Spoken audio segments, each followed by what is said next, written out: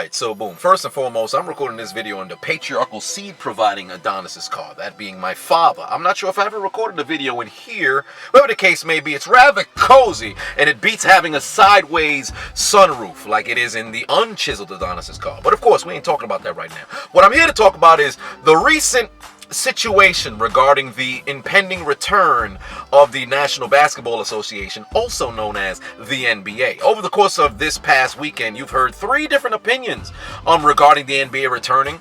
I'll probably bypass the individuals who echoed support of either side because they didn't really come up with the, I guess, original opinion.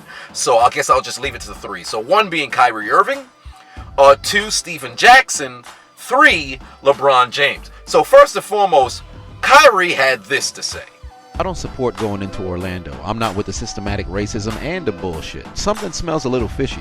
Whether we want to admit it or not, we are targeted as black men every day we wake up. As an oppressed community, we are going on 500 plus years of being systematically targeted, used for our IP/talent, and also still being killed by the very people that are supposed to protect and serve us. We have had enough. We are combating the issues that matter most. We will not accept racial injustices that continue to be ignored in our communities. We will not be kept in the dark when it comes to our health and well-being, and we will not ignore the financial motivations, expectations that have prevented us historically from making sound decisions. Stephen Jackson had this to say. Hey, what up, world? Man, I love the NBA, man. I got, that's my family. But now ain't the time to be playing basketball, y'all. Now ain't the time. Playing basketball is going to do one thing. Take all the attention off the task at hand right now and what we fighting for. Everybody going to be worrying about the playoffs. They're going to have all that blasted all over the TV. And nobody's going to be talking about getting justice for all these senseless murders by the police. And nobody's going to be focusing on the task at hand, bro. None of these white owners have spoken up. None of them are taking a stand. Yeah, they might post a video when the season starts or saying what we should do, but they ain't doing nothing. Playing basketball ain't gonna do nothing but make them money and take the attention of what we fighting for, what we marching for. It's bigger than all of us, and it's bigger than the game. And I'm sad that we still gotta explain that to people, bro. Sad. LeBron James had this to say. I wish I had a graphic image of LeBron in this quotation, but unfortunately I couldn't find it around the internet, so I'm just going to read from an article. LeBron James says the season restart will not affect his ability to inspire change. Amid the ongoing protests demanding an end to police brutality and racial discrimination, LeBron James has been extremely active in voicing his concern. The 35-year-old never hesitates to register his views on the matter. While Bron was not a part of the significant call held by the NBPA, he still feels the season restart will not be a roadblock in his journey to inspire change. As per the news gathered by Sam Amick of The Athletic, not being a part of the players' call is no way going to affect the three-time champion's potential to trigger a change. Alright, first off, regarding Kyrie, is he wrong? No. You talk about systematic racism and oppression for centuries, that's not inaccurate.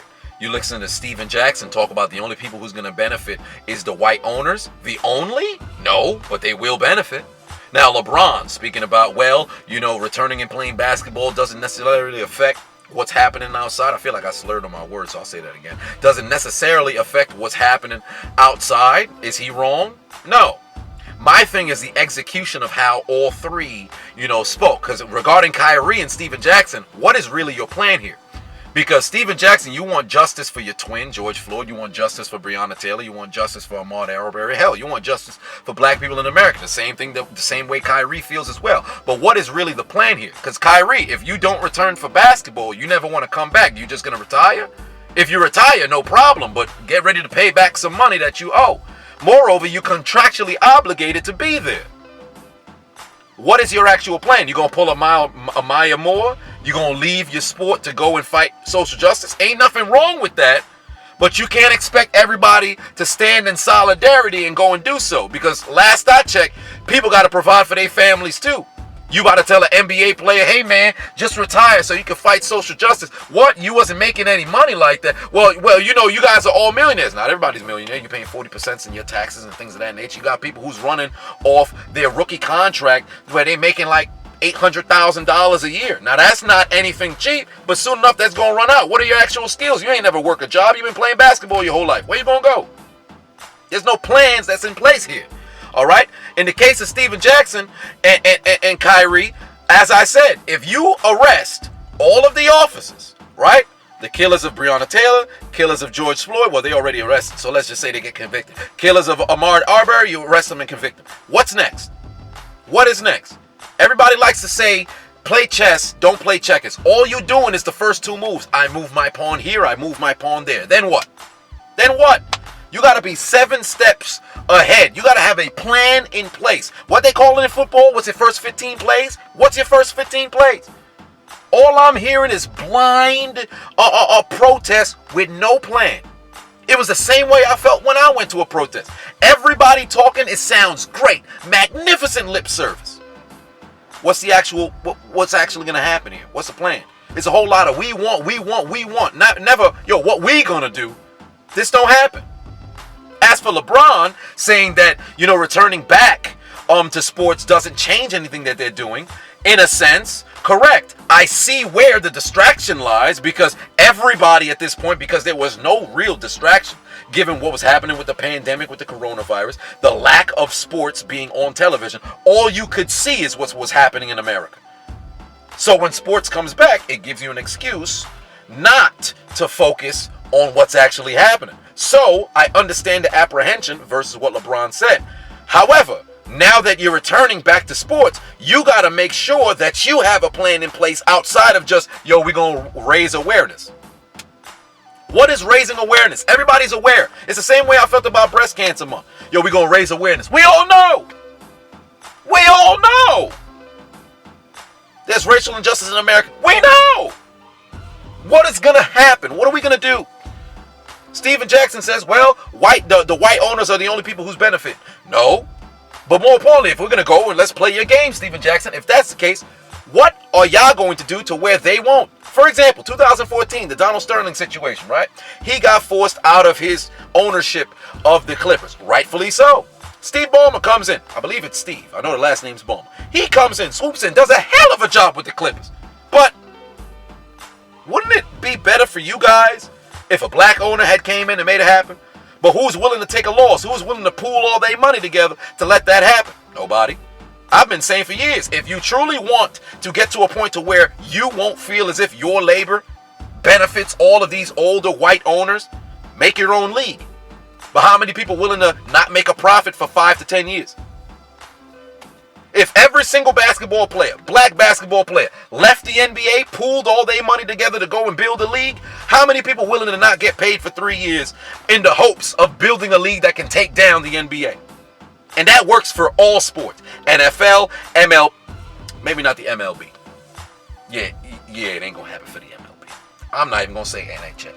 There's probably like a handful of brothers in the NHL. I ain't gonna talk about it. But the NFL, NBA, who's willing to take a loss? NFL is probably not going to happen. NBA is more probably where it could happen.